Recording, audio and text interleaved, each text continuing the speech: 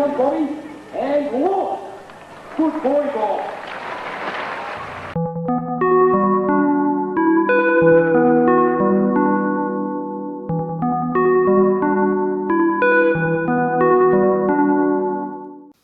Sa Australia, maraming mga hayop ang katatakutan mo talaga. Mapagagamba, ahas, buhaya, pating at marami pang iba. Pero alam mo ba na ang isang hayop na ito na may tuturing na harmless, ang siya ring tatapos sa buhay ng isang sikat na zoologist? Today sa video to, pag-usapan natin ang naging buhay ng isa sa pinakasikat na wildlife expert sa Australia at alamin natin kung ano ba talaga ang dahilan kung bakit siya napahamak. Nga pala kung bago ka pa lang dito sa channel at gusto mong maging updated sa aming mga video ay pakiclick po ang subscribe button at ang bell icon.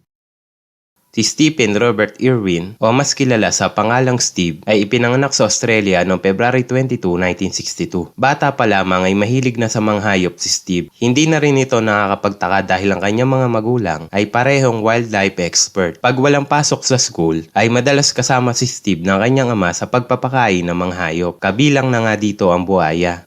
Ang interes ng batang si Steve sa mga hayop ay lalo pang nadagdagan nung siya ay regaluhan ng 12-foot scrap python ng kanyang ama nung siya ay 6 years old pa lamang. Di alintana kay Steve na mapanganib ang mga hayop na iyon. Sa katunayan, kahit nung 9 years old pa lamang si Steve ay nakikipag-wrestling na ito sa mga maliliit na buhaya. Nakalakihan na ni Steve ang pagiging mahilig sa mga hayop at dahil dito ay si Steve na mismo nag-manage ng zoo na pagmamay-ari ng kanyang pamilya. Dahil nga sa hilig ni Steve sa buhaya, ay nabansagan siyang The Crocodile Hunter ng Australia. Ang pagiging wildlife expert ni Steve na din ang naging dahilan upang makilala niya ang kanyang asawa noong 1991. Saad ng kanyang asawa na si Terry Rains, noong unang beses pa lang niya makita si Steve ay nalabat first sight na siya agad dito. Aniya, si Steve ay parang si Tarzan sa totoong buhay. Hindi raw ito boring kasama dahil kahit anong itanong niya sa mga hayop ay nasasagot nito. Hindi na nagpatumpik-tumpik pa si Steve at matapos lamang 4 na buwan simula nung una silang nagkita ay nagdesisyon na ang dalawa na magpakasal. Kalaunan, ang mag-asawa ay nagkaroon ng 2 anak at katulad ng mga magulang, sa murang edad ay nagpakita na agad ng interes ang 2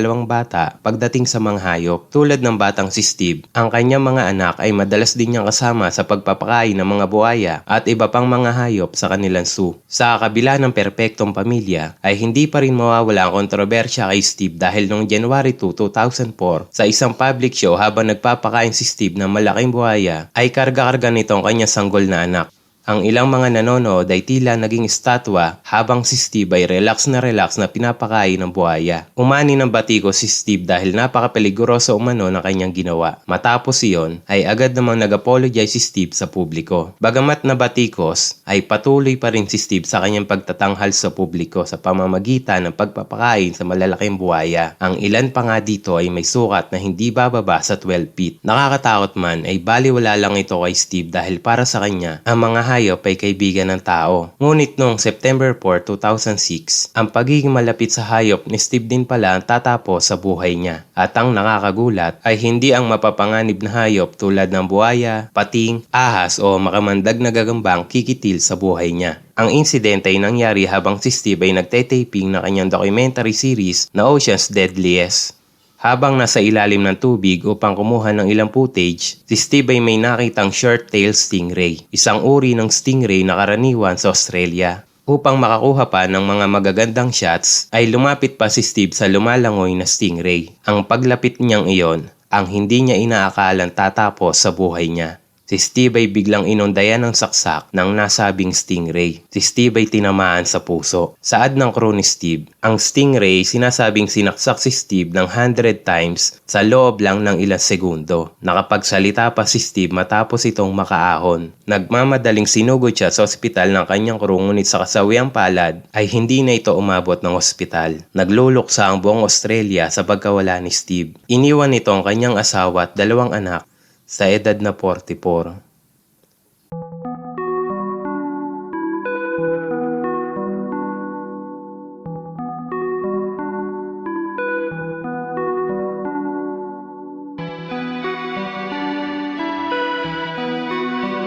At yan nagtatapos ang ating maiksing kwento at muli ay salamat po sa panonood. Pero bago yan ay shoutout muna sa mga sumusunod.